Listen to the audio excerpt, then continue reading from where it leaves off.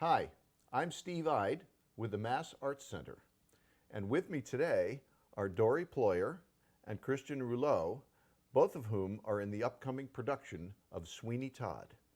And we have a couple of questions for them today, and the production starts when? November 4th. November 4th, and goes for about 3 weeks. 3 weekends, yeah. So Sweeney Todd is being produced by a number of theaters this season. What do you think makes our production unique?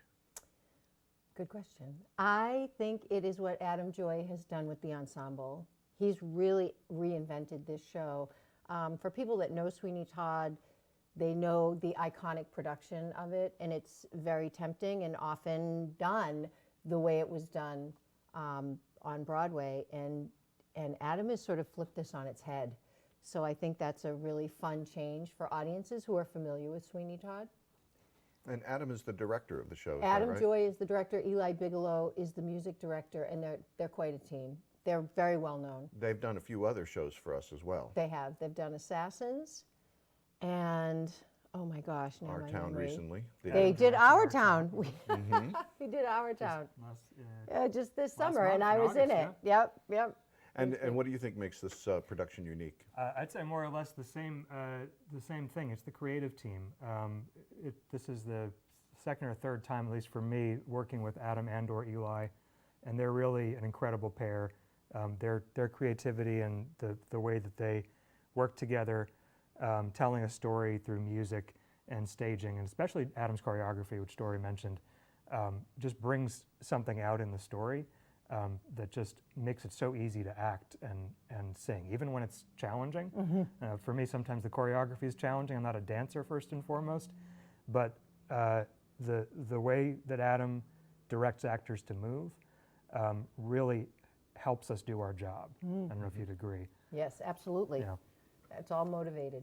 Now, you're playing Mrs. Lovett. I am. And you're playing Sweeney Todd. That's right. And both of these characters could be described as anti-heroes.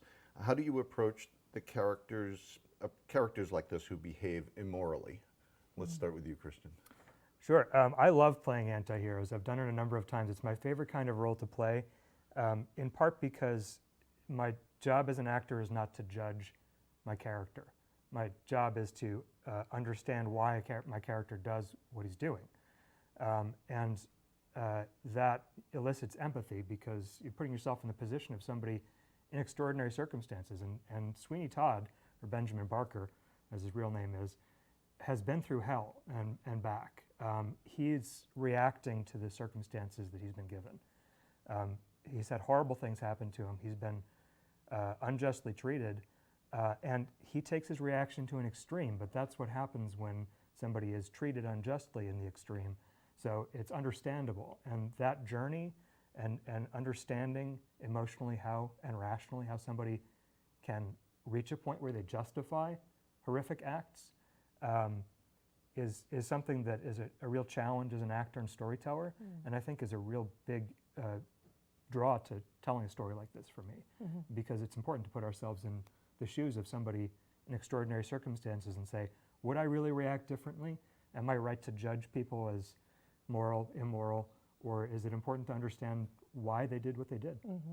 So we feel real empathy for these characters, as well as Horror and empathy. Yes, horror and empathy. Absolutely. There's a line in the show, desperate times demand desperate measures, right? And these characters, just going off what Christian said, have been through things that are unimaginable and unspeakable. And it really speaks to what happens, the control of society and what that does to people, and then how they respond to it. I think I really could relate to what Christian said about this is what happens when people are treated unjustly. So it's a cautionary tale. For me, when I approach a character, and like Christian, I'm a character actress, so I often get cast in roles of people who society would shun, not likable characters. And you get in there and you learn what motivates them and what it is that they're fighting for. And let's just talk about the audience's relationship to the suffering of other characters. It's interesting and it creates drama. And audiences are interested to see what will happen. The stakes are high, and then you're really battling that. This person's doing terrible things, but I like them. And then you've got to sort of reconcile that, and that's what theater does. Theater puts us in a position where we have to reconcile that and maybe redefine some of the things that we think are immoral. And labeling somebody without knowing their entire story, it becomes much more challenging once you know their story. And do you think that's what audiences are drawn to the most with Sweeney Todd?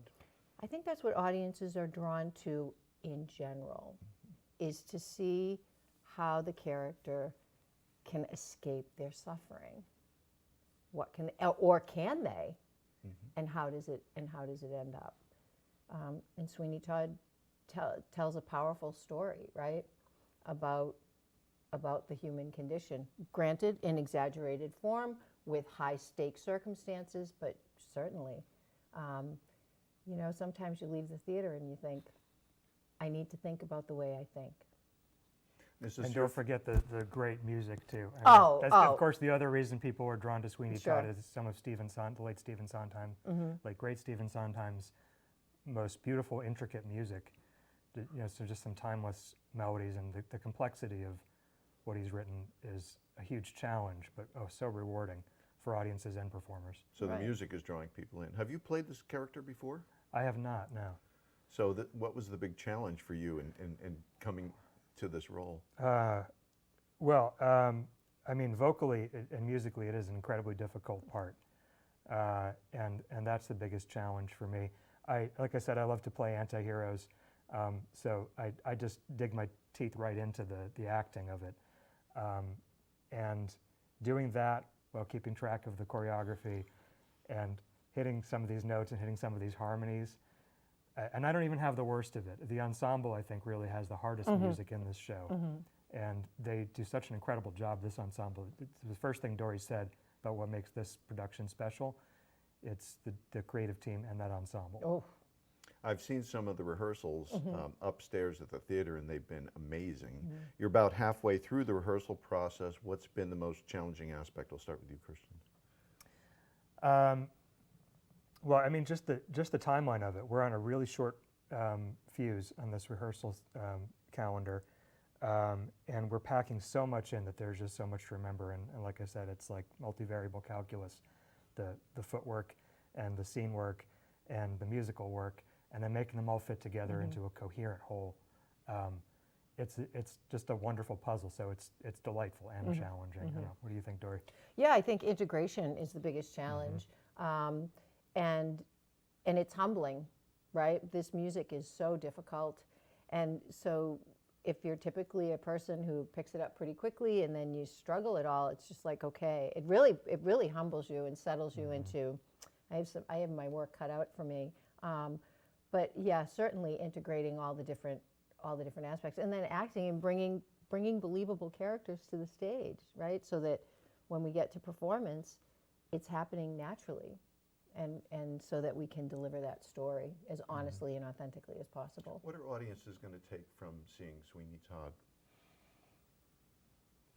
You know, I think it's thrilling. I think it's a thrilling piece of theater. And I think that it's, you know, because it goes to some pretty dark places and makes some pretty dark comments, I have a feeling that audiences will respond to it in a way that is, they'll release it after the show is over, you know, and just be able to maybe make some jokes about it or talk about it, laugh about it. But I do think it will stir people.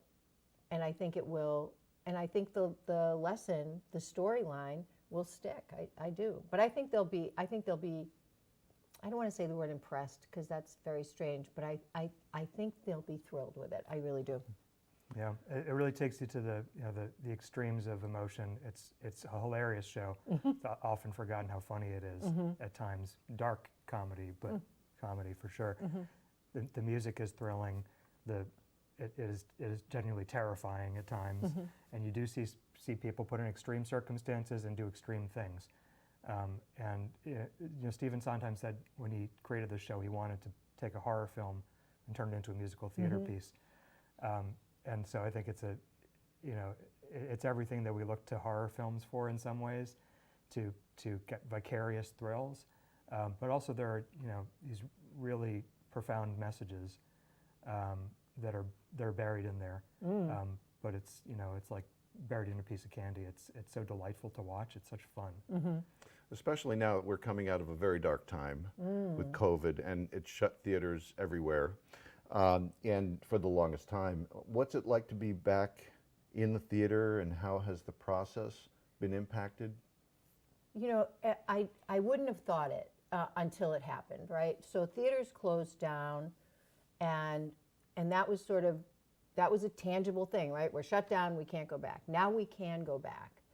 And I didn't anticipate that, well, COVID's not going anywhere, right? So what I didn't anticipate were more challenges, different challenges, even harder challenges than just being shut down, because you're open and we're taking even more risks. I mean, the risk in community theater is generally about what people will think of the piece or getting a decent review, those kinds of personal risks, or those ego-based risks. This is, now we're risking losing shows due to COVID. That's what we're risking. So Ken Butler, who's the executive director of the Mass Arts Center, and I have been talking and just sort of back and forth with, boy, this is a scary time, but we don't want to stop. We want to keep doing theater. And then how do you can't put a tangible solution on an invisible problem that you can't grasp your hands around. I mean, we can do protocols and things like that, but it has reminded me that this is a time more than ever and I don't just speak for the Mass Arts Center, I'm speaking for all community theaters in our area, that we need the support. We really need the support. We need the moral support. We need the financial support. We need people to understand the complexity of what we're dealing with right now, and just hang with us, stay with us. So that's really the challenge. But despite that, despite the challenge, despite coming to rehearsal with a bunch of people, you cannot stop these actors from wanting to work. And that's unbelievable. Maybe most people would say, oh, I'm not taking this. I'll wait. But again, just speaking to the ensemble, everybody's going to be coming to see this ensemble after this interview, but just watching that ensemble come and work 4 times a week, sometimes for 5 hours at a time, they're willing to take the risk.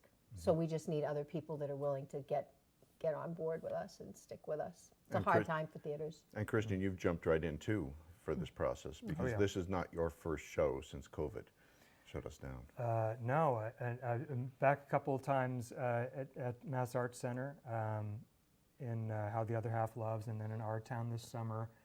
And it's always a bit scary, but it's always so worth it, I think, for all of us when we can do it together safely, and we take every pain that we can to do that. It's just so important. The storytelling, the laughter, the music. It sounds trite, but it's we are all drawn to do it as volunteers. It's community theater because it is such an important part of our community. It's an important part of our community life. So the show opens on November 4th, running for 3 weekends. And tickets are available at massartscenter.org. Correct. Well, thank you for joining us.